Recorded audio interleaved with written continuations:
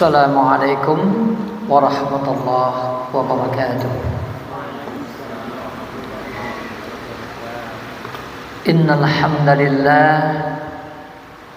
hamdan katsiran yuwafi ni'amahu wa yukafi'u mazidah.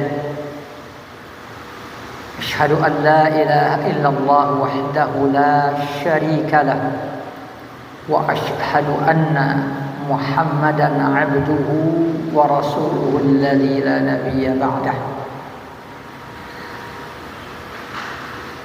Allahumma salli wa sallim ala nabiyyina al-mustafa sayyidil mursalin imamil muttaqin wa ala alihi wa ashabihi wat tabi'in وأتباع التابعين المجاهدين الطاهرين والذين اتبعوهم بإحسان إلى يوم الدين وسلم تسليما مزيدا. أشهد أن لا إله إلا الله وحده لا شريك له وأشهد أن محمدا عبده ورسوله الذي لا نبي بعده. أما بعد،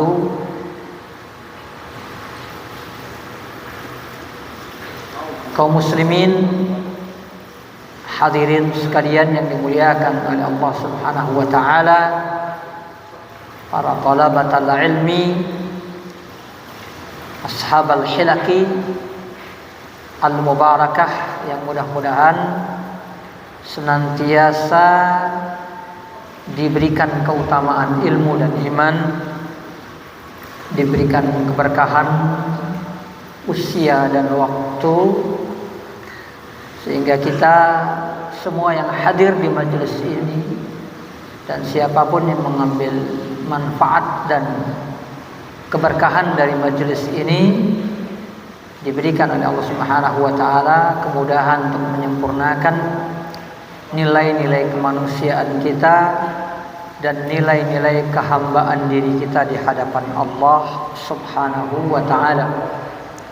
Kita masih membahas bagian awal dari mutiara akhlak bagi penuntut ilmu dari kitab Hilyatu Talibil Ilmi karya Syekh Bakar Abu Zaid. Pada awal pertemuan yang lalu telah disampaikan bahwasanya karena ilmu itu adalah ibadah, maka lahu syartai sihhatul ibadah, lahu syartai sihhatul ibadah. Maka menuntut ilmu juga memiliki persyaratan seperti halnya ibadah, di mana persyaratan yang pertama dari sahnya ibadah itu adalah ikhlasun niyyati lillah subhanahu wa ta'ala, ikhlas karena Allah subhanahu wa ta'ala. Maka disebutkan oleh Syekh, wa alaihi faltazimit takhallusa, oleh sebab itu berupayalah sekeras mungkin untuk menyelamatkan diri kita min kulli ma yashubun niyyataka, dari segala sesuatu yang bisa menodai niat kita, fi sidqit talabi, di dalam perjalanan kita yang tulus mencari ilmu. Kahubbiz zuhur, salah satu di antara hal yang bisa merusak niat kita adalah hubbuz zuhur, menyukai popularitas, senang beken, wat tafawuqu 'alal aqran, ya, senang menjadi orang yang lebih dari orang lain, senang menjadi orang yang lebih dihargai dibandingkan orang lain.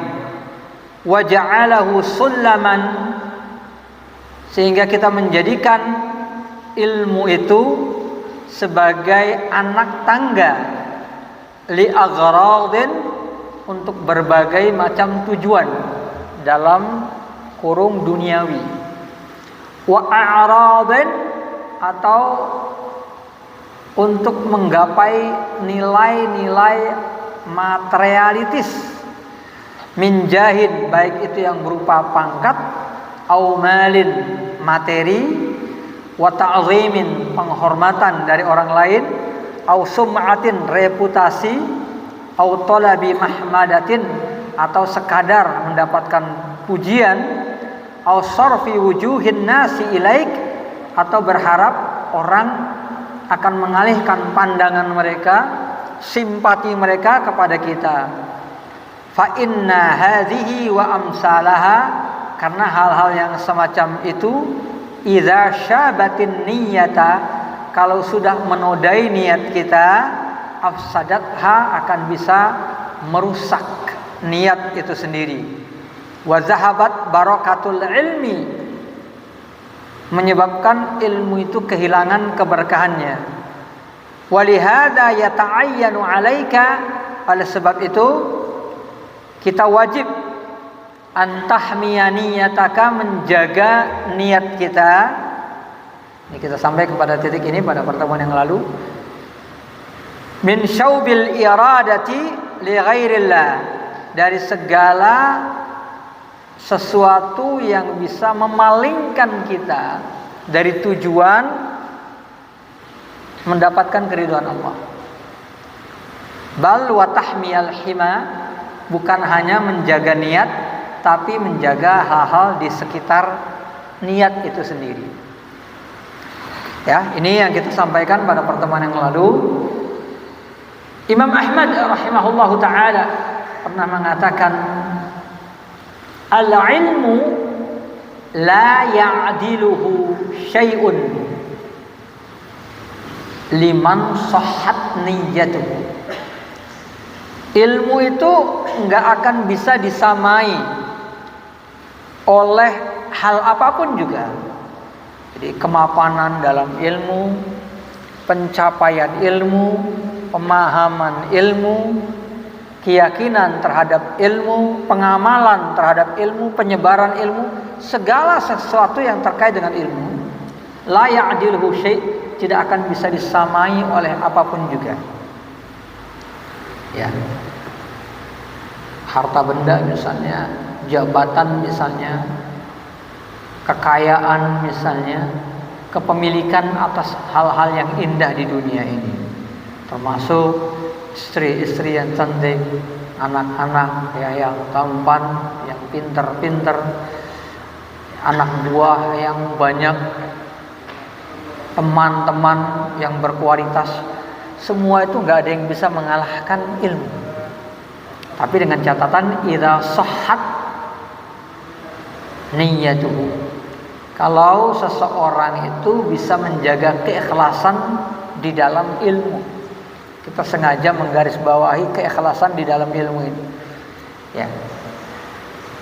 Karena keikhlasan di dalam ilmu itu meliputi segala bentuk keikhlasan, dari mulai niat mencari ilmunya, mempelajari ilmunya, kemudian niat menghafal ilmu. Ada loh orang yang ketika mencari ilmu atau mau belajar tuh niatnya tulus. Ketika menghafal berkurang ketulusannya.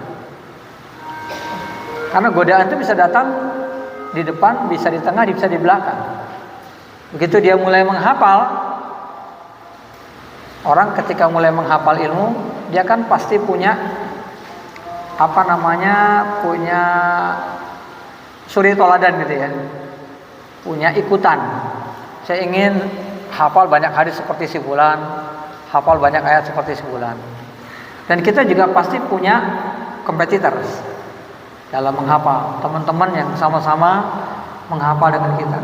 Nah, semua ini bisa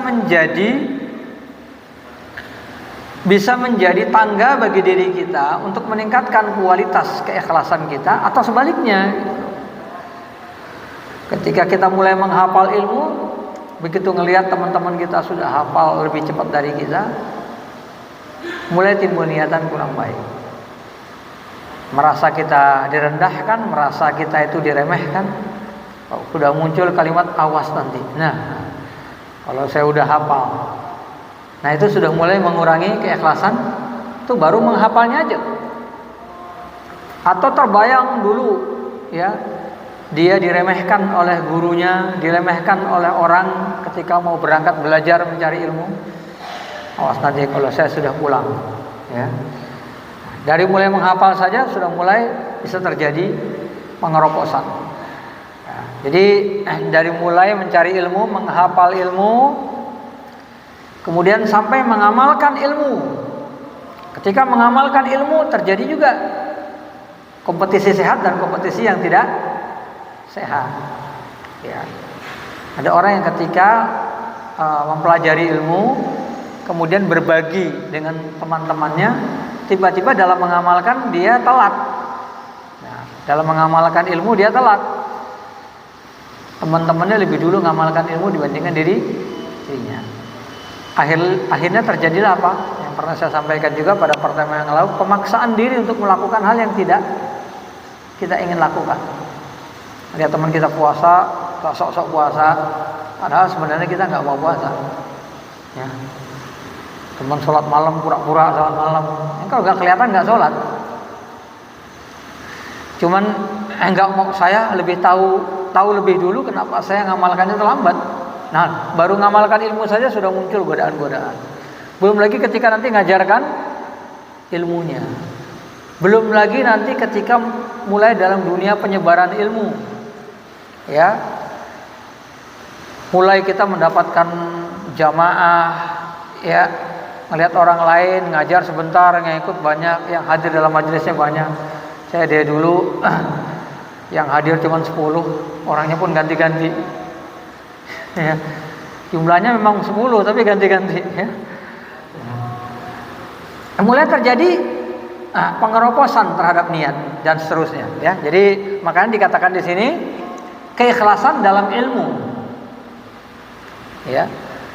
Jadi oleh sebab itu ilmu ini nggak akan bisa disamai apapun, tetapi dengan syarat ketika seseorang ikhlas. Kemudian Imam Ahmad, beliau disapa dengan Abu Abdullah, ya. Ya Aba Abdullah, kaifa tasihhun niyyatu? Wahai Abu Abdullah, bagaimana niat menuntut ilmu itu bisa menjadi baik?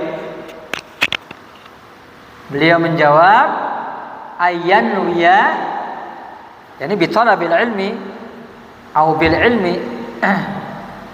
Seorang yang mau niatnya baik dalam ilmu, dia harus meniatkan raf'al jahli an nafsihi wa an ghairihi.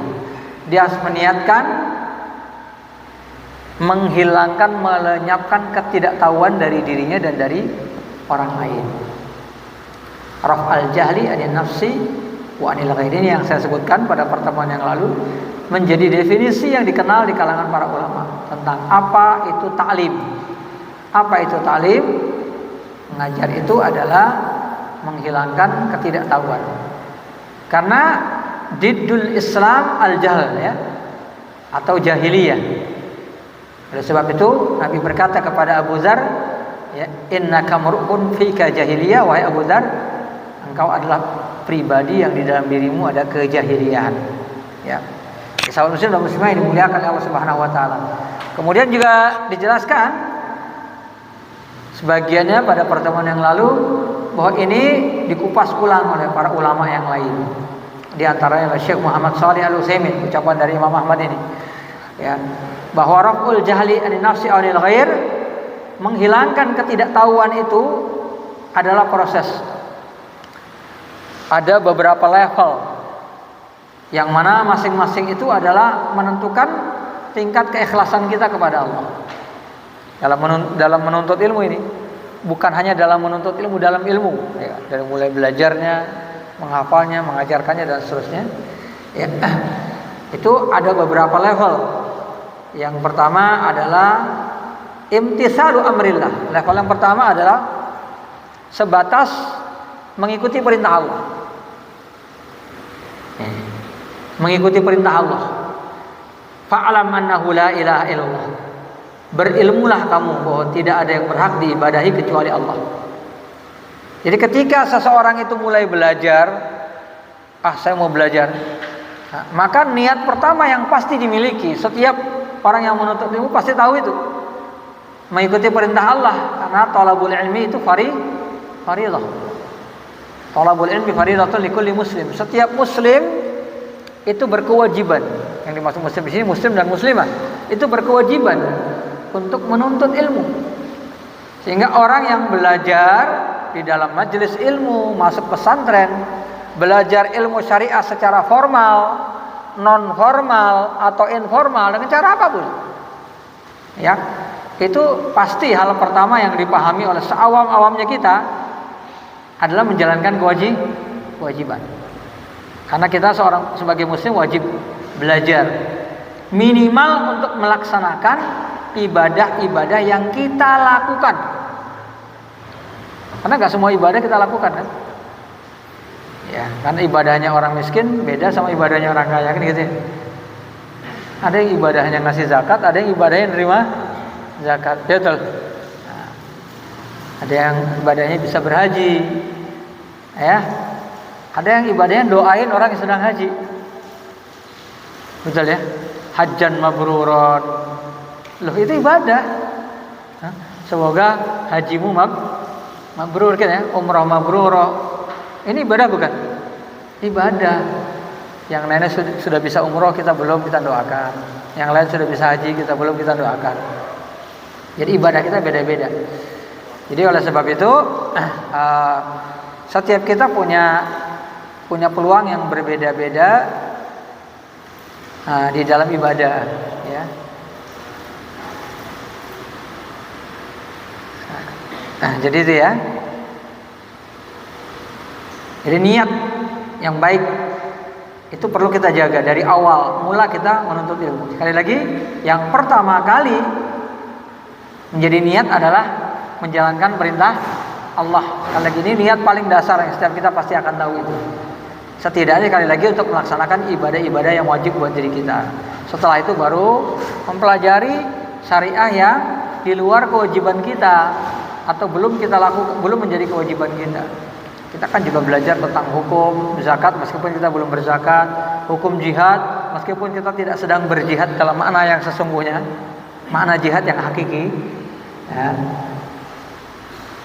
Karena orang sering mengaburkan persoalan itu dengan makna etimologis dan makna terminologis. Jadi kedua makna itu harus sama-sama diaplikasikan, diimplementasikan. Yang ditinggalkan salah satu diantaranya nanti pincang. Ya, kalau ada orang mengatakan yang namanya jihad itu bukan di zaman sekarang ini, ya bukan perang. Yang namanya jihad itu ya melawan hawa nafsu, melawan kemiskinan, ya, meninggalkan yang diharamkan Allah.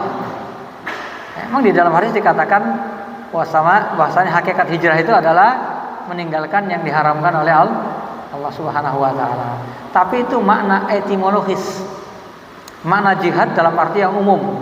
Tapi makna jihad dalam arti yang khusus ya tetap qital fi sabilillah, berjihad di jalan Allah, berperang melawan musuh Allah ketika jihad itu sudah disyariatkan. Ya.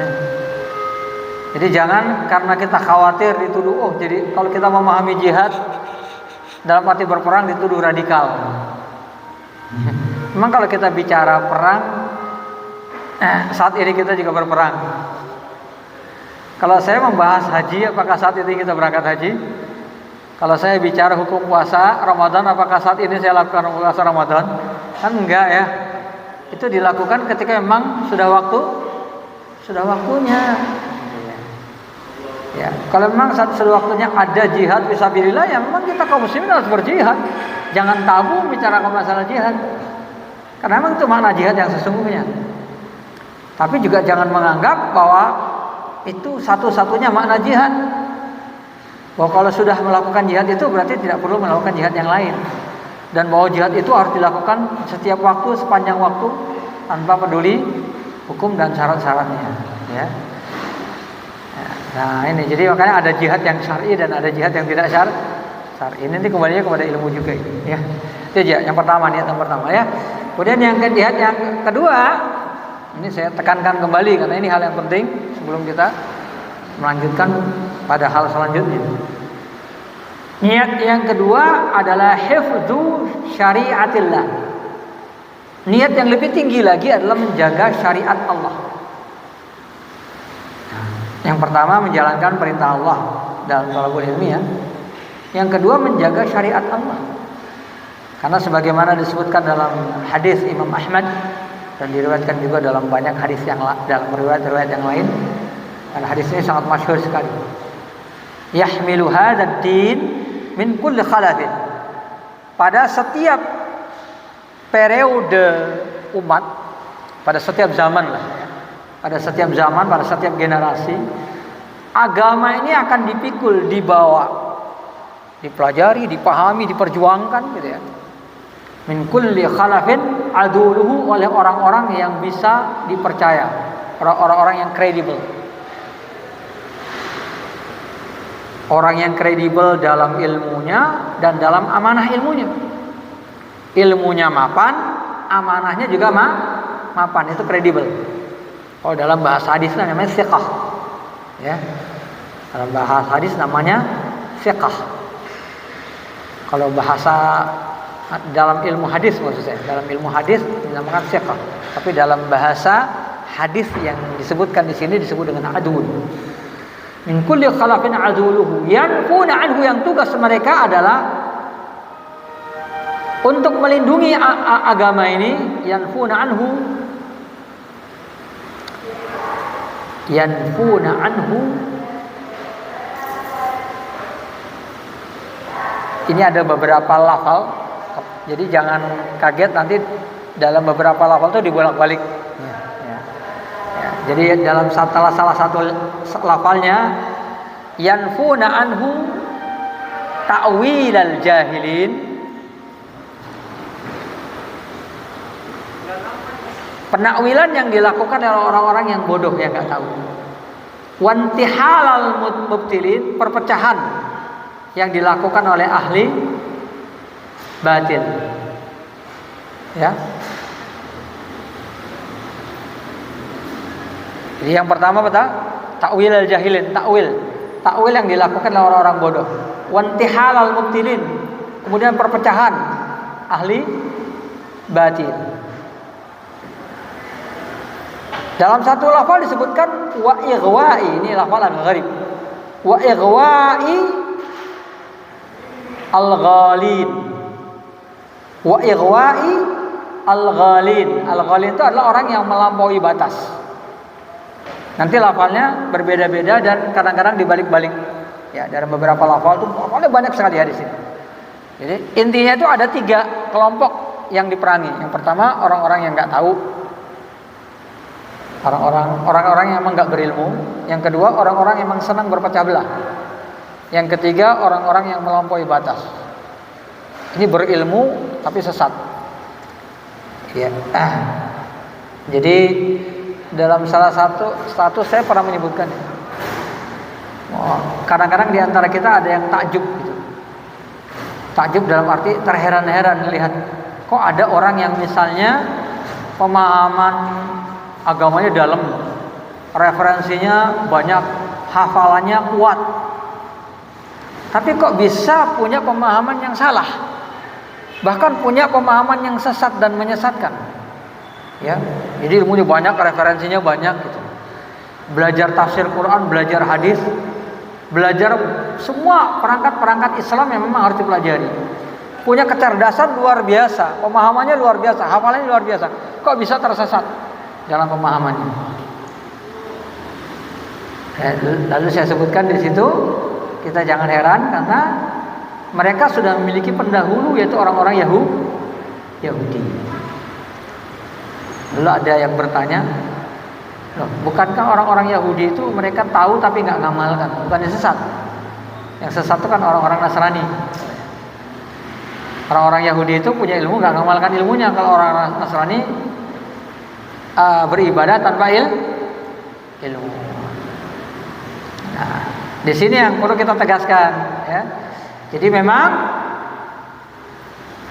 An-Nasara basicnya adalah ketidak berilmuan mereka. Mereka tidak punya ilmu, semangat ibadahnya tinggi tapi tidak punya ilmu. Maka banyak dari kalangan orang-orang Nasrani itu memang ahli ibadah banget gitu. Ahli ibadah, ahli berdoa. Kalau tanya hidupnya untuk apa? Hidup saya untuk berdakwah.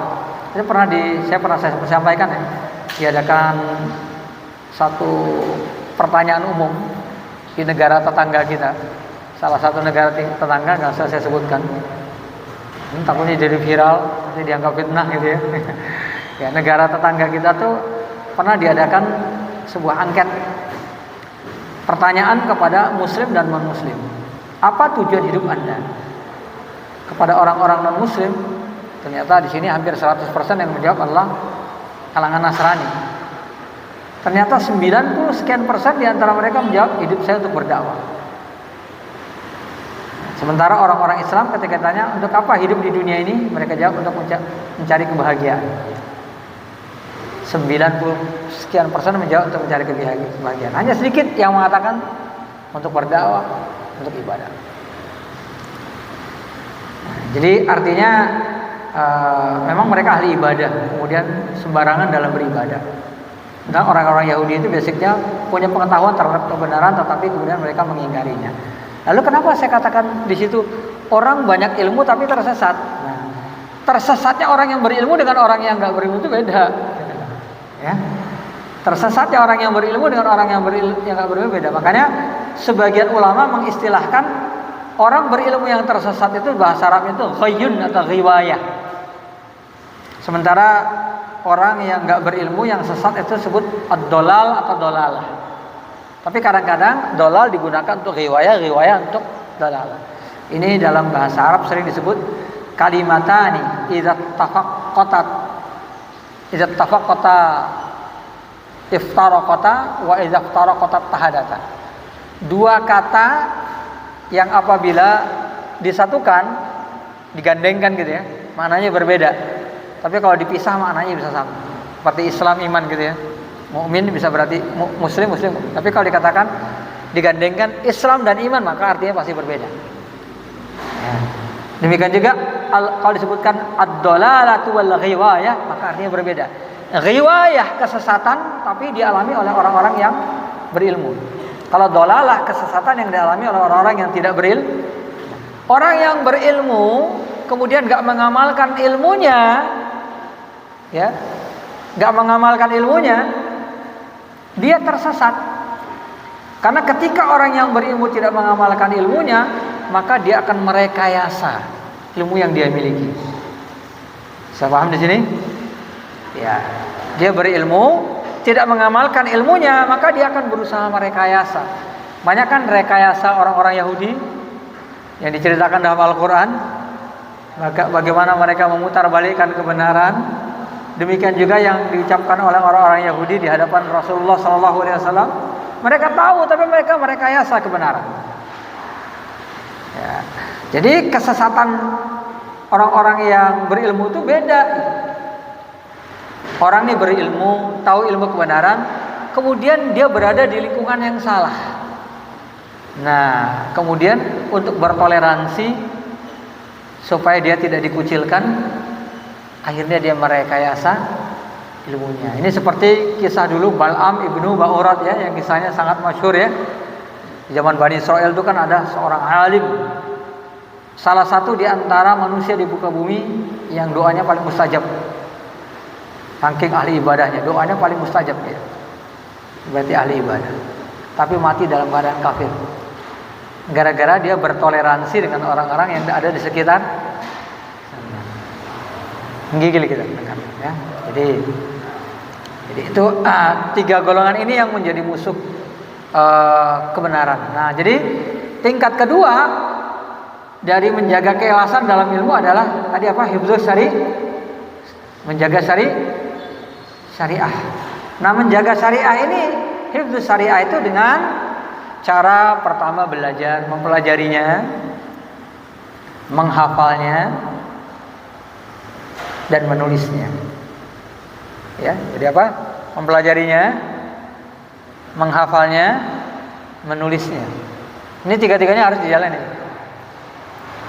Ya. Qayyidul ilma bil kitabah. Ikatlah ilmu itu dengan tulisan. Kalau dalam bahasa hadis qayyidul ilma bil kitab. Tapi artinya kitabah. Ikatlah ilmu itu dengan tulisan. Jadi dipelajari, dihafal, ditulis. Jangan karena rajin nulis nggak ngapal, hati-hati. Ada orang yang rajin cuma nulis lupa ngapal. Ada yang mengandalkan hafalan lupa nulis. Ya, kita bukan. Ada sebagian orang yang memang hampir nggak pernah mengalami kelupaan. Tingkat lupanya itu sangat rendah sekali. Ya, memang dianugerahi oleh Allah kecerdasan yang luar biasa. Ngelirik sedikit aja dia hafal. Sebagian orang ada yang diberikan anugerah seperti itu, tapi itu dikit banget. Ya. Dikit banget. Di antara yang diberikan anugerah seperti itu para sahabat, siapa namanya? Abu Hurairah. Kemudian Zaid bin Thabit. Abu Hurairah, Zaid bin Thabit. Zaid bin Thabit itu menguasai lebih dari 100 bahasa. Dia menguasai bahasa Yahudi, Ibrani itu. Dalam satu riwayat Abu Daud disebutkan 27 hari. Itu bahasa termasuk bahasa paling susah itu, Ibrani. 27 hari. Dia menguasai lebih dari 100 bahasa. Itu sahabat-sahabat yang diberikan kemampuan super dalam hafalan. Nah, itu orang itu cuma satu mungkin di antara sejuta dan mungkin lebih sedikit dari itu. Jadi oleh sebab itu tetaplah kita menulis. Belajar, menghafal, menulis. Yang ketiga, untuk difa'anis syariah. Ya. Sebenarnya sudah masuk dari hadis tadi. Ya, tapi ini sebagai tambahan. Menjaga syariah itu adalah dengan belajar, menghafal, menulisnya. Nah, difa'anis syariah itu dengan lebih daripada itu. Mendakwahkannya, kemudian berjihad. Nah, termasuk berdebat dengan ahli bidah. Itu termasuk difa. Difa anis syariah itu artinya apa? Membela syariah. Kalau tadi kan menjaga. Yang ketiga ini lafaznya lebih tinggi lagi. Apa itu? Menjaga, membela syariah. Ya, jadi membela syariah ini udah lebih kepada jihad, lebih mengarah kepada jihad. Ya, termasuk jihad fi sabilillah, melawan ahlul batil dan orang-orang kafir, itu masuk bagian ini. Loh, apa hubungannya dengan thalabul ilmi? Nah, kita ingat kembali ya kepada apa yang telah disampaikan pada pertemuan yang lalu. Falau lana qara min kulli firqatin minhum ta'ifatun liyatafaqahu fid din. Ketika jihad dikumandangkan, umat Islam harus menyisihkan yang betul-betul militan dalam ilmunya untuk gak ikut berjihad dalam arti perang, supaya mereka tetap menekuni ilmunya dan menyebarkan Islam. Jangan sampai mereka ikut wafat dalam peperangan. Ya, itu artinya yang namanya peperangan itu bagian daripada konsep penyebaran ilmu. Ini kita semuanya belajar ilmu nih, belajar perang. Ibaratnya kalau kita main bola, belajar bola. Ini bukan karena eventnya lagi pas-pasan, bukan ya. Ini sebagai contoh aja ya. Orang belajar main bola itu nggak ada yang niatnya dari awal mau jadi kiper gitu. Ya, jadi pertama main bola itu semuanya main gitu. Nanti baru setelah itu diarahin, oh kamu lebih cocok jadi back, kamu jadi penyerang. Ada orang yang niatnya mau jadi penyerang, akhirnya malah jadi back. Ya, ada orang yang niatnya jadi penyerang, akhirnya jadi kiper. Ada yang niatnya jadi kiper, malah jadi penyerang. Ya, itu nanti ditentukan dalam masa pelatihan, betul ya? Jadi semua kita belajar kan, semua kita thalabul ilm, semua kita melatih diri, ya.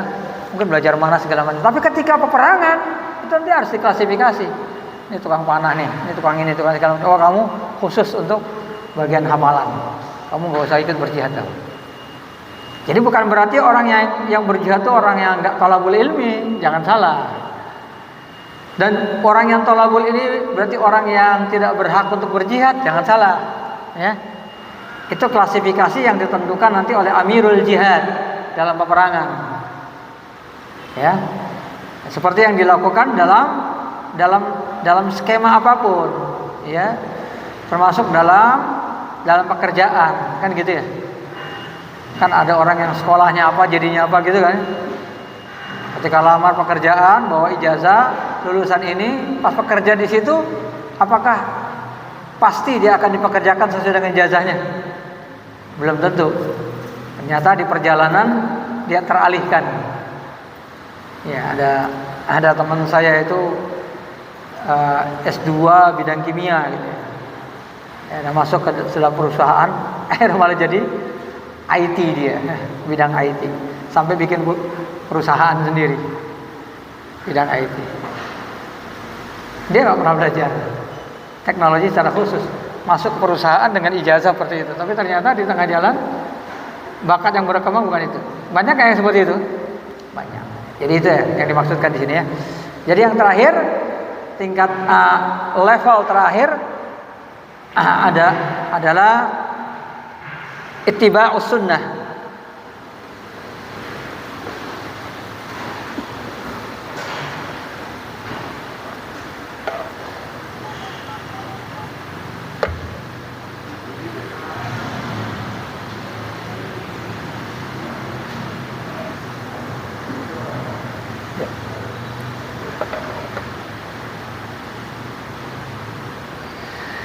Jadi yang keempat, ittiba'us sunnah, mengikuti sunnah Nabi Shallallahu Alaihi Wasallam.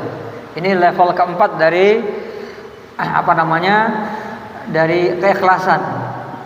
Loh, kenapa ini ditempatkan di level yang terakhir? Ya, karena ittiba'us sunnah itu sesuatu yang sangat spesifik banget. Makanya salah satu di antara wasiat yang paling fenomenal dari Rasulullah SAW,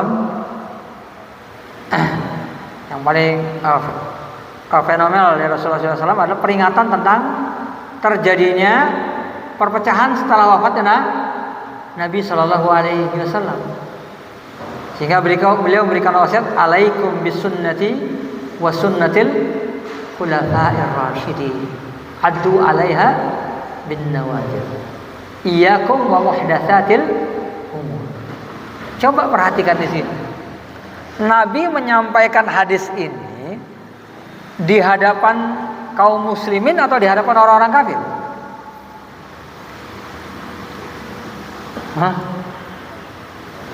Di hadapan kaum muslim. Pertanyaan kedua, Nabi bertanya ini di hadapan para sahabat atau di hadapan para tabi'in? Para sahabat dong. Karena definisi sahabat itu orang yang masuk Islam di masa Nabi, melihat Nabi, ya, berjumpa Nabi, melihat Nabi, ya, kemudian mati wafat dalam keadaan tetap muslim. Itu udah definisi sahabat. Jadi nggak mungkin ini disampaikan di hadapan tabi'in, nggak mungkin, ya. Karena tabi'in baru hidup sesudah wafatnya Nabi. Ya.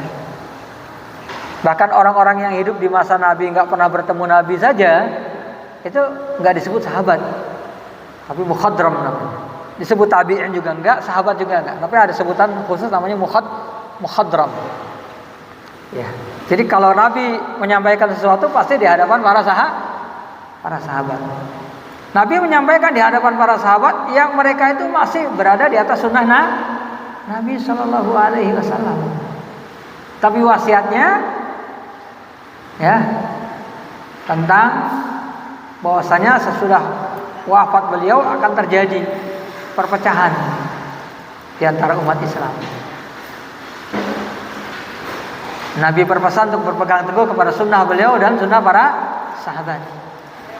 Nabi memerintahkan untuk berpegang teguh kepada sunnah dengan gigi geraham. Ini menunjukkan bahwa semata-mata orang itu muslim belum tentu dia berpegang pada sunnah Nabi. Bahkan orang yang sudah mengaku mengikuti sunnah belum tentu mengikuti sunnah. Ini spesifiknya, ya. Makanya saya sering mengatakan ahlus sunnah wal jamaah ini proses. Saya sering mengatakan berkali-kali dan selalu saya ingatkan, terutama untuk diri saya sendiri. Ahlus sunnah wal jamaah ini proses. Jadi ketika seseorang memahami ini Ahlus Sunnah wal Jamaah, ini dakwah salafiyah.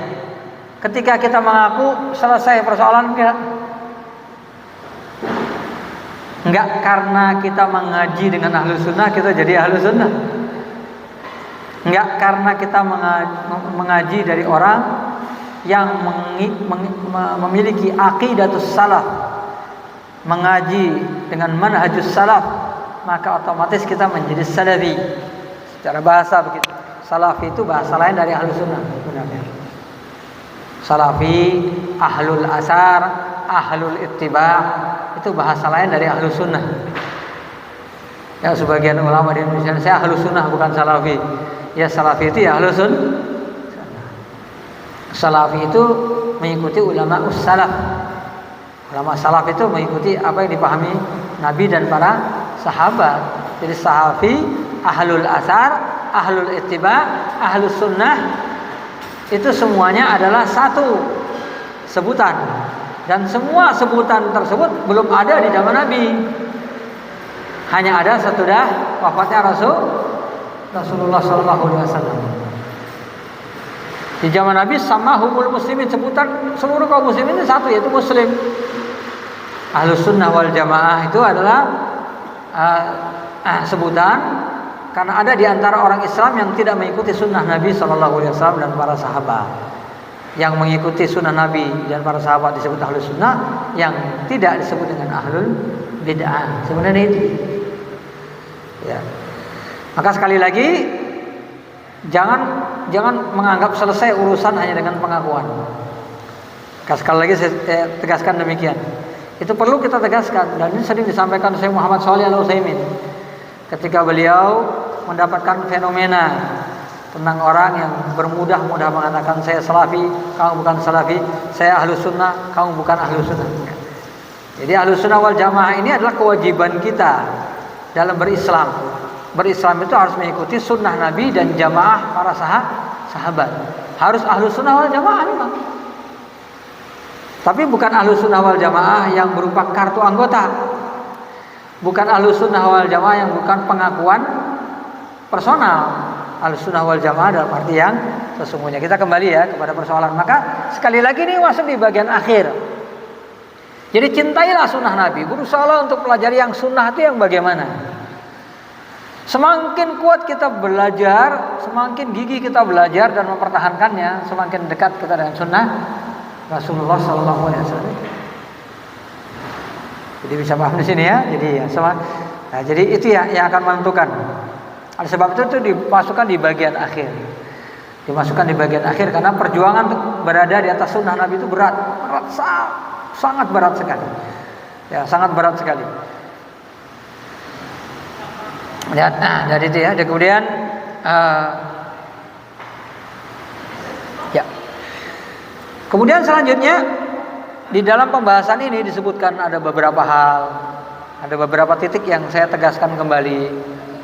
Kemarin disebutkan bahwa hal-hal yang akan menghancurkan keikhlasan kita disebutkan oleh penulis di sini, diantaranya hubbuz zuhur.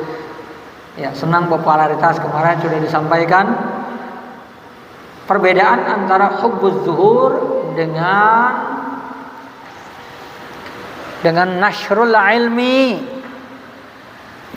atau naf'un nas. Senang populer, senang beken dengan menyebarkan manfaat, menyebarkan ilmu, itu beda-beda tipis. Kalau kita banyak nyebar, semakin banyak kita nyebarin ilmu kan semakin banyak dikenal orang, ya kan? Betul apa enggak? Semakin banyak kita memberikan manfaat kepada orang, semakin banyak kita dikenal orang. Betul ya? Ya.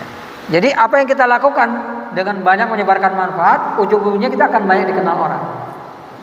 Nah, tapi yang dilarang di sini adalah ketika dikenal orang itu menjadi obsesi.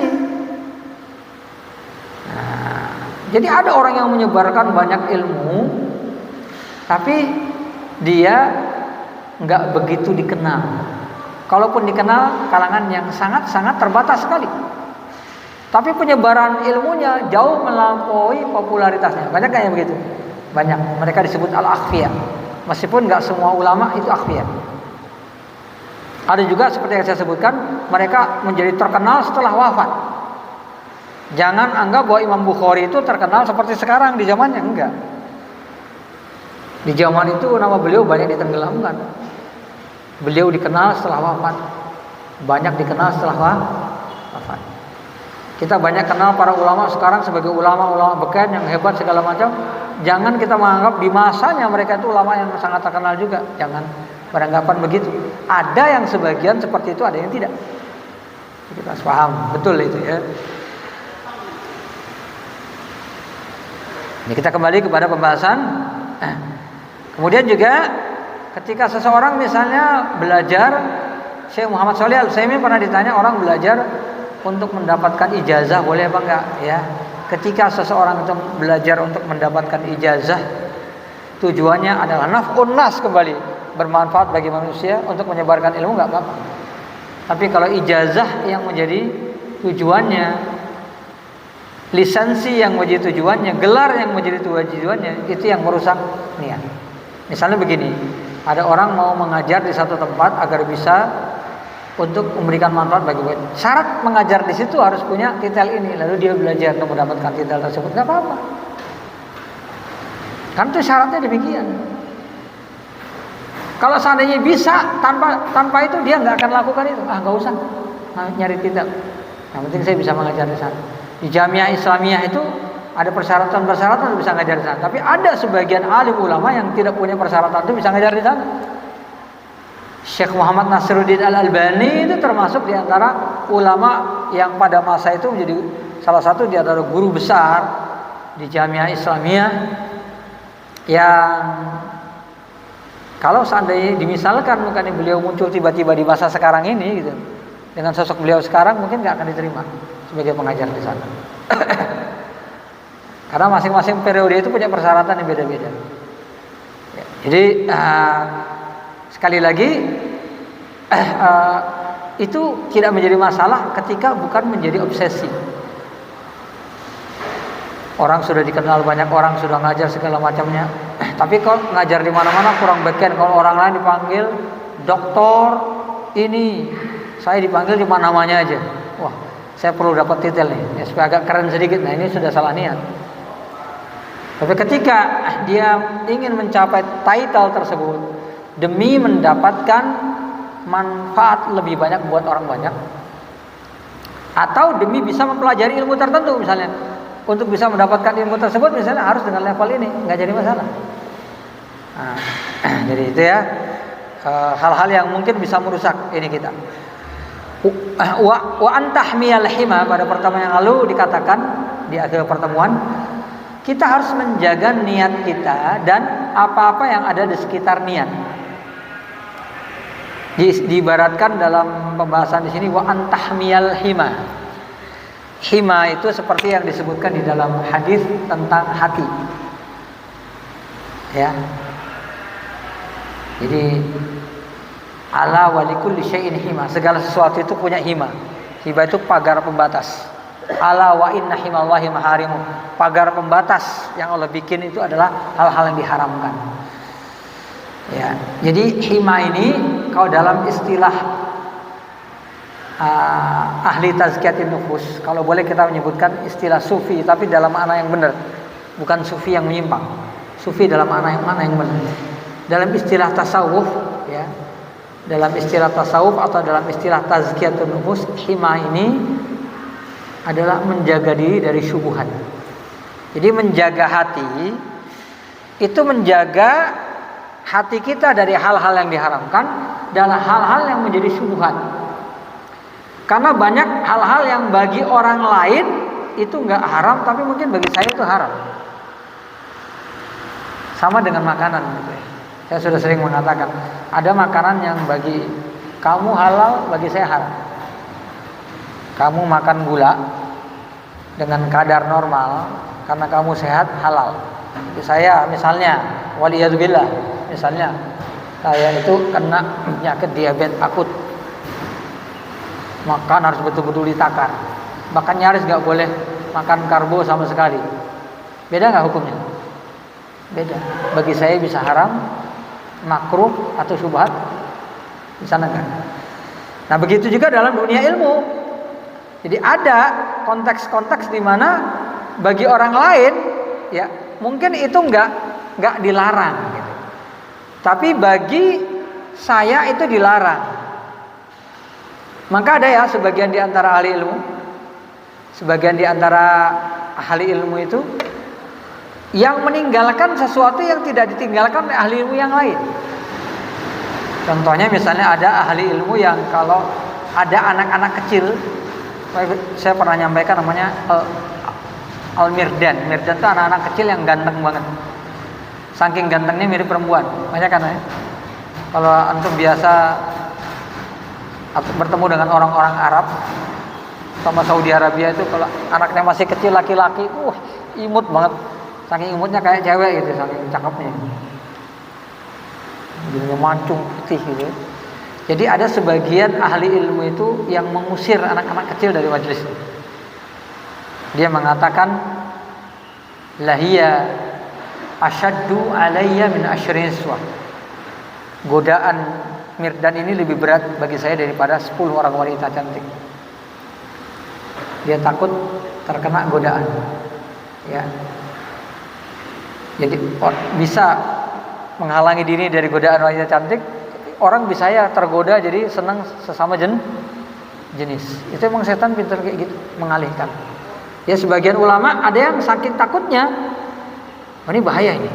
Kalau wanita cantik kan otomatis nggak mau dekat-dekat karena bukan mahram, kan betul. Ini karena ini mahram dekat-dekat, padahal bisa saja terjadi ketertarikan antara sesama jenis. Maka ada sebagian ulama, tapi ini kan nggak bisa dijadikan ukuran gitu. Syekh Fulan melarang hadirnya Mirdan, saya juga ngelarang, nggak bisa. Nah, ada seorang yang kalau nggak mau dekat dengan makanan-makanan yang paling dia sukain gitu. Karena dia kalau udah makan itu berlebihan. Ada kayak gitu. Kalau udah ketemu musuh bahaya. Saya nggak mau, bukan saya nggak senang makanan itu, tapi kalau saya udah ketemu saya bisa kalap. Dan kalau kalap bisa membahayakan kesehatan saya. Ada yang kayak gitu? Nah, jadi ini hal-hal yang sifatnya relatif. Dalam dunia ilmu juga demikian. Jadi ada seorang ahli ilmu yang nggak mau ngajar di sekolah, ada yang nggak mau ngajar di majelis, ya, ada yang nggak mau punya majelis ilmu yang di dekat rumahnya, tapi dia senang ngajar di yang jauh-jauh. Ada yang nggak mau punya pesantren, ada yang maunya punya pesantren tapi nggak mau ngajar di luar. Semua punya pertimbangan. Dan banyak di antara pertimbangan tersebut yang berkaitan dengan kemaslahatan jiwa masing-masing. Karena dia merasa jiwanya lebih selamat dengan dunia dakwah yang dia geluti. Ya, di sini ya, ikhlaskan kecil. Ya, nanti kalau antum bertanya nih, kenapa sedikit sekali ustadz yang mau menjadi penerjemah? Ya. Nanti kalau udah ngelihat pondok, kok sedikit sekali ustadz yang mau buat pondok? Nanti kalau sudah dakwah, kok ustadz banyak yang buat pondok? Sekarang jarang sekali ustadz Ahlus Sunnah yang mau dakwah ke pelosok-pelosok. Ya memang bidangnya masing-masing. Ya. Kalau saya mengharapkan, saya termasuk punya kegemaran, ya, termasuk dakwah di daerah pelosok-pelosok. Kebanyakan dakwah saya seperti itu di Kalimantan Timur. Dan termasuk saya senang berdakwah di wilayah-wilayah bencana. Ya, ya nggak bisa saya mengatakan kenapa ustadz lain nggak seperti itu. Karena masing-masing, ya, punya kapasitas, punya probabilitas, bukan cuma kapasitas, tapi probabilitas. Terkait juga dengan menjaga niat dan lain sebagainya yang tidak sama. Saya juga nggak bisa dipaksa untuk melakukan dakwah sebagaimana ahli-ahli dakwah lain, di mana mereka berfokus pada bidang-bidang yang mereka ada di sana. Ya, jadi memang bidang-bidang dakwah, lokasi-lokasi dakwah itu berbeda-beda. Jadi pahami di sini ya. Ya. Maka di sini saya lanjutkan, walil ulama'i fi hadza. Bagi yang megang ininya,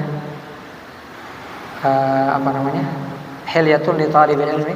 Sudah saya share ya. Bagi yang megang, lihat. Walil ulama'i fi hadza aqwalun. Para ulama memiliki banyak sekali ucapan, pendapat, wa mawaqif dan sikap, Bayyantu tarafan minha, sebagian diantaranya sudah saya sebutkan, kata penulis Bakar Abu Zaid, fil mabhasil awal, di bagian pertama min kitabit ta'alum, dari kitab beliau yang berjudul At-Ta'alum. Wa yuzadu alaihi, kemudian ditambahkan di sini. Jadi artinya beliau mengatakan kalau mau mencari nukilan para ulama, ucapan ulama tentang persoalan ini, silakan merujuk kepada kitab beliau tersebut. Kemudian ditambahkan di sini nahyul ulama anit tubuliyat. Ditambahkan di sini satu hal lain yang belum dibahas di sana, yaitu tentang larangan ulama terhadap tubuliyat. Tubuliyat itu apa? Tubuliyat itu dari kata tabel yang artinya gendang. Wahia, yang dimaksud di sini, ini terminologi, nggak bisa langsung kita terjemahkan dari kosakata itu. Wahiyal masail, berbagai persoalan, allati yuradu biha, yang tujuannya adalah asyuhrah, untuk popularitas. Nah, kalau di zaman sekarang itu mengejar viral, ya. Mungkin kita bisa paham sekarang, ya. Jadi orang yang mau-maunya viral dalam segala hal itu namanya tubuliyat. Kan tubuliyat itu kan gendang. Gendang itu tujuannya kan supaya orang nengok, gitu ya. Supaya memalingkan perhatian orang ke arah dia. Jadi makanya disebutkan dalam pepatah Arab, zillatul alim madrubun lahat tablu. Ketergelinciran seorang ulama itu seperti seorang penari yang ditabuhi gendang. Jadi kalau seorang ulama salah, itu beda dengan orang goblok salah. Karena seorang ulama kalau salah bisa jadi dalil. Seperti penyanyi, ya, penari yang ditabuhi kan. Penari kalau udah digendangin, wah makin heboh kan. Begitulah kalau seorang ulama berbuat kesalahan. Nah, kenapa disebutkan di sini gendang? Karena gendang itu menarik perhatian orang. Maka tubuliyat ini segala sesuatu. Setiap zaman pasti beda-beda. Untuk zaman sekarang ini kita lebih mengenal dengan istilah viral. Tapi mungkin beberapa masa kemudian istilah ini udah berubah, ya. Mungkin kalau kita sebutkan viral beberapa puluh tahun yang lalu orang nggak ngerti, betul kan? Karena itu istilah yang lazim di zaman sekarang ini. Nah, kalau ahli ilmu senang dengan viralisasi, bahaya ini. Bahaya banget. Ya. Dan ingat, kadang-kadang seseorang itu melakukan kejahatan itu bukan karena ada keinginan, tapi ada kesempatan. Tadinya nggak senang viral, begitu sekali viral, ketagihan nih. Ternyata enak juga ya. Bahaya, ini bahaya sekali. Jadi popularitas tuh bahaya itu kayak gitu.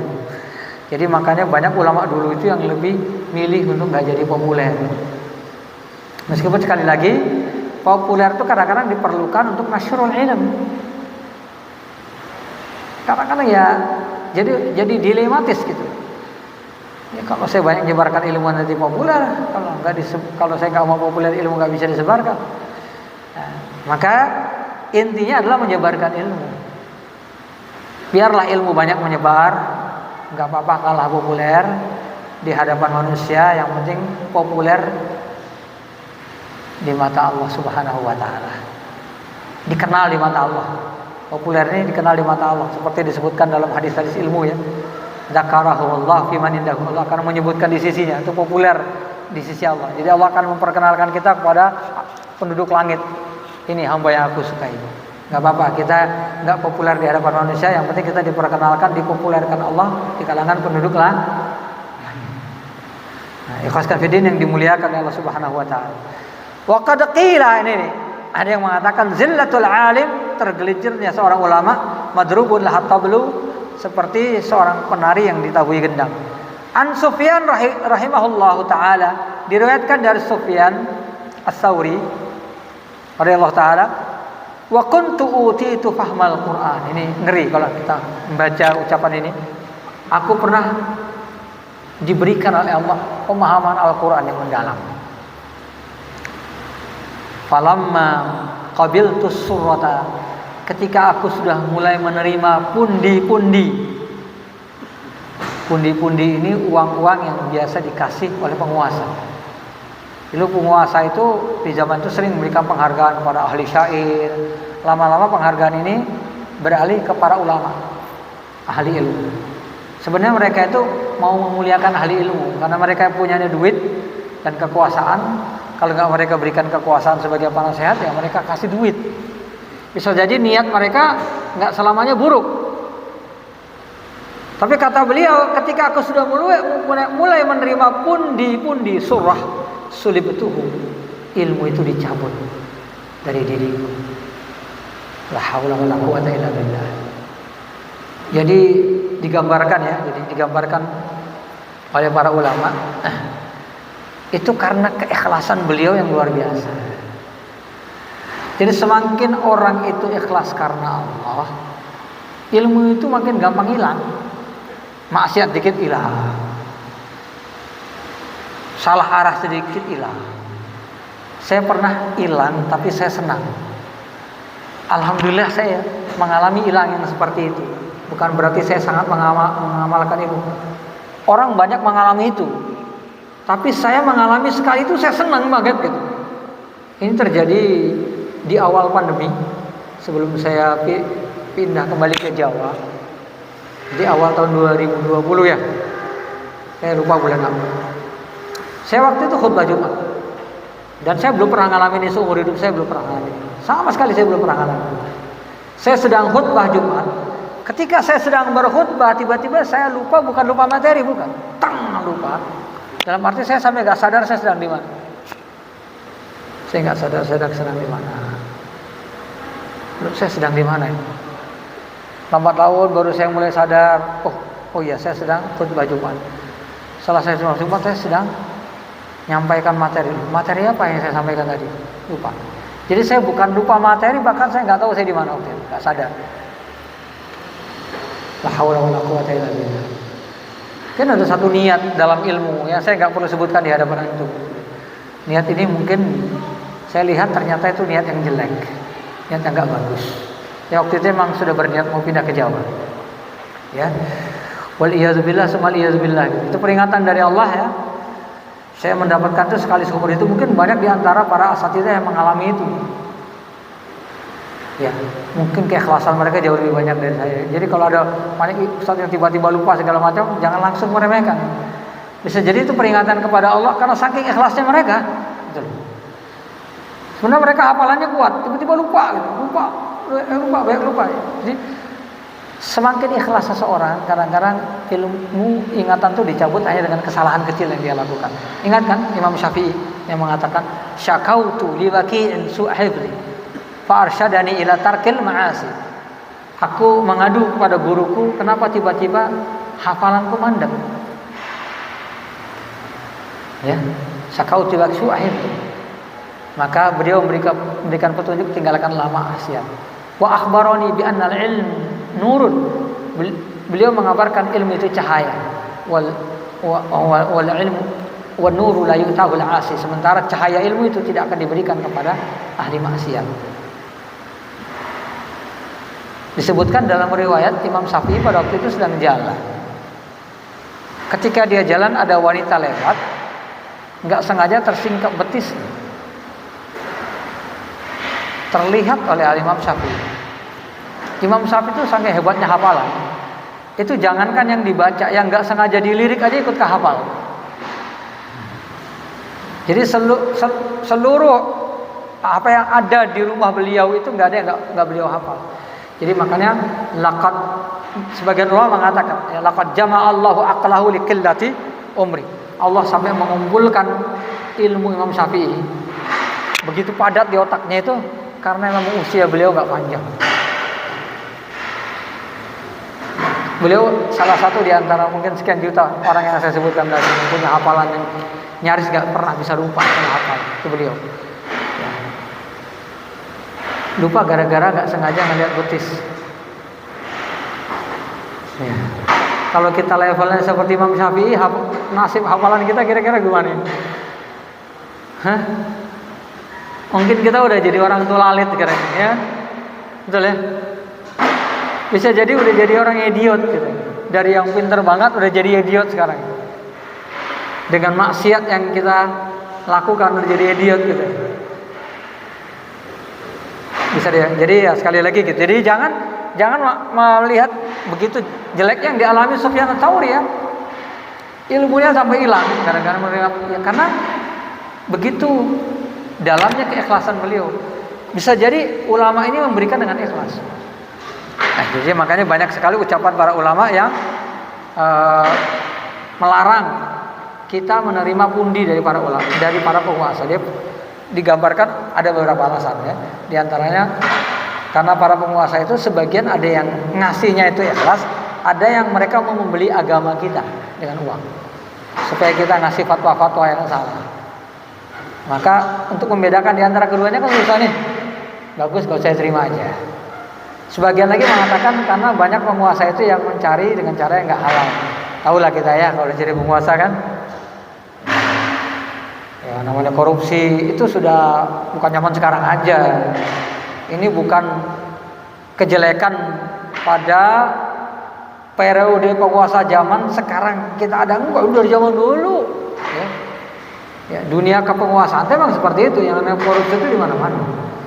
Jadi makanya sebagian di antara hartanya itu mungkin harta korupsi kan kita takut. Jadi makanya lebih baik gak usah diterima sama sekali. Ya.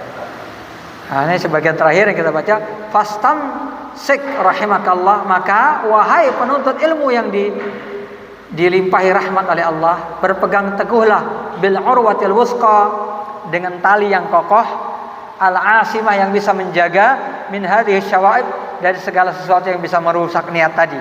Bi antakuna, dengan cara ma'a badlil juhdi fi ikhlas, selain kita mengerahkan upaya kita untuk selalu ikhlas, sadidil khauf min nawaqidi, kita harus takut betul dengan hal-hal yang bisa merusak keikhlasan kita. Ya, jaga ikhlas, jaga hal-hal yang ada di sekitarnya. Ya, yang ada di sekitarnya itu yang bisa berbahaya buat kita meskipun nggak berbahaya buat orang lain yang saya sebutkan tadi. Kemudian azimil iftiqar, banyak memohon kepada Allah, wal iltija ilaihi, dan bersandar kepada Allah. Mintalah kepada Allah untuk selalu dijadikan orang-orang yang ikhlas. Karena saya sebutkan kemarin ya, jadi ikhlas itu artinya mukhlis, mukhlas. Mukhlis itu yang ikhlas, mukhlas itu yang diselamatkan. Jadi mukhlas dan mukhlis itu satu. Orang yang ikhlas itu orang yang diselamatkan Allah. Orang yang diselamatkan Allah pasti ikhlas. Makanya dalam bahasa Al-Quran itu illa ibadaka minhumul mukhlasin, kecuali ibadah hamba-hamba engkau yang engkau selamatkan. Kita nggak bisa ikhlas kalau nggak diselamatin Allah. Ya. Bukan karena kita banyak ilmu maka kita jadi ikhlas, enggak. Bukan karena kita anak ulama kita jadi ikhlas juga enggak. Karena kita dekat dengan ustadz kita jadi ikhlas juga enggak kan? Enggak karena kita hidup di Masjidil Haram kita jadi ikhlas, enggak juga kan? Kita jadi ikhlas karena Allah menyelamatkan kita. Dikatakan oleh Sufyan Ats-Tsauri, ma'aladtu syai'an asyaddu alayya min niyyati. Nah, ini sebagai penutup, aku tidak pernah menjaga sesuatu yang lebih susah bagi diriku selain dari niatku. Ini akan kita bahas insyaallah pada pertemuan yang akan datang. Ini di bab niat memang kita agak panjang ya. Di bab awal bagian niat, karena ini bagian yang paling pokok ya, bagian yang paling utama. Sekali lagi di setiap pembahasan tuh nanti kita akan menyinggung pembahasan ini lagi. Di setiap pembahasan nanti. Ya. Dalam setiap pembahasan kita akan kembali kepada ini lagi. Nah, karena setiap kita membahas segala sesuatu selalu ada tempat niat di situ. Ini sebagai penutup ya. Saya cukupkan di sini sebagai penutup saja. Ya. Kenapa saya katakan begitu? Ini loh. Sebagai contoh, pernah nggak dengar gini? Seseorang itu kalau Rasulullah itu mengajarkan kita, ini bahasa kayak gini.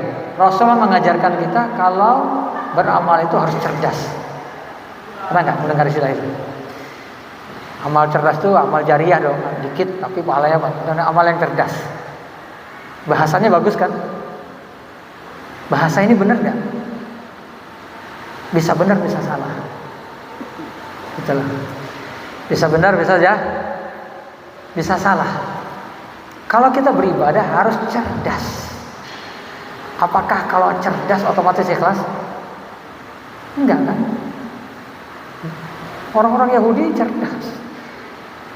Tapi kualat dalam tanda kutip, jangan kualat dalam bahasa yang nggak benar ya. Kualat dalam arti yang jelas, yang benar dalam arti syariah. Kualat artinya punya ilmu tapi mengingkari ilmu, ya, bermaksiat kepada Allah Subhanahu wa Ta'ala. Jadi yang perlu tahu di sini, iya kita perlu disebutkan di dalam hadis. Ketika Nabi ditanya amal apa yang paling bagus, amal yang sedikit tapi dilakukan terus menerus. Madima alaihi wa in qalla, yang dilakukan terus menerus meskipun jumlahnya sedikit. Jadi maka banyak orang yang berdalil dengan ini, ya kita harus beramal dengan cerdas. Tapi sejatinya setiap kita beramal, apapun amal yang kita inginkan, di awal pertama yang harus kita cari adalah keikhlasan. Kalau kita sudah dapat ikhlasnya, kita bisa beramal dengan cerdas. Kalau kita nggak diberikan taufik untuk nggak bisa mengamalkannya, nggak bisa. Bisa aja kita mengamalkan sesuatu yang kelihatan cerdas, amal jariah, tapi malah ujung-ujungnya riya dan sum'ah. Jadi amal jariah nggak? Enggak. Malah bisa jadi dosa jariah. Ada yang dari sedekah jariah akhirnya ujung-ujungnya gibah, betul? Yuk kita sedekah sama-sama, yuk, sama. Yang lain pada ngikut, ini kan bisa jadi sedekah jariah. Mana nih si Fulan kok nggak pernah kelihatan? Si Fulan setiap kali kita sedekah kok nggak pernah ikut ngumpul sedekah ya sama-sama. Tadinya dapat sedekah jariah, akhirnya dapat gibah jariah. Bisa nggak? Kenapa itu bisa terjadi? Karena kita kehilangan keikhlasan. Jadi apapun itu dia. Kalau kita bicara tentang keutamaan ahli ilmu, percuma kalau nggak ada ikhlas. Kalau kita bicara tentang keutamaan orang-orang yang sabar, percuma kalau nggak ada ikhlas.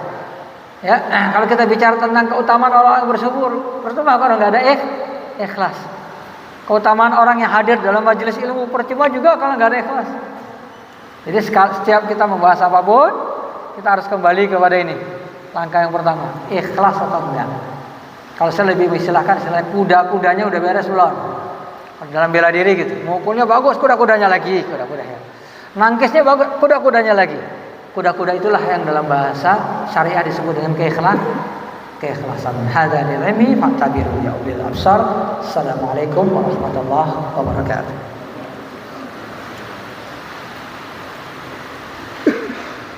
Sudah waktunya belum? Sudah ambil waktu. Ini sebelumnya saya mohon maaf, tadi saya sudah bilang ke panitia karena saya agak ngejar. Saya mohon maaf sekali agak ngejar waktu ini. Saya mungkin tidak bisa ikut berjamaah sama antum di sini. Saya ninggalkan keluarga di satu tempat, nanti saya mau langsung balik lagi ke Cianjur. Ini untuk ngejar waktu. Besok pagi sekali itu sudah ada kegiatan. Jadi supaya bisa refresh lah malamnya kan. Ya, jadi saya mohon maaf. Ini betul-betul saya mohon maaf sekali ya. Mohon uzur dari antum. Ini karena saya mengambil hak antum ini. Jadi selesai itu ada hak tanya jawab, itu kan hak antum ya. Ya, saya mohon maaf ya. Jadi untuk pertanyaan antum bisa alihkan ke WhatsApp saya, silakan dikasihkan. Kalau ada pertanyaan saya sampaikan, bisa juga nanti disampaikan melalui Facebook atau WhatsApp saya. Benar, kalau benar-benar ada pertanyaan antum, ingat benar-benar pertanyaan tolong ditanyakan langsung, supaya karena Syekh Utsaimin mengatakan gitu, kalau kita ada sesuatu yang mau kita tanya langsung catat. Kadang-kadang besok udah lupa lagi kemarin saya mau nanya apa ya. Ya, kadang-kadang ilmu itu begitu nggak dicatat saat itu, bisa besok itu kita udah lupa catatnya lagi. Jadi catat aja yang mau ditanya, nanti tanyain langsung ke saya lewat WhatsApp. Jadi saya mohon maaf atas segala kekurangan. Ya, sekali lagi saya cukupkan di sini. Subhanakallah bihamdika asyhadu an la ilaha illa anta astaghfiruka wa atubu ilaik. Assalamualaikum warahmatullahi wabarakatuh.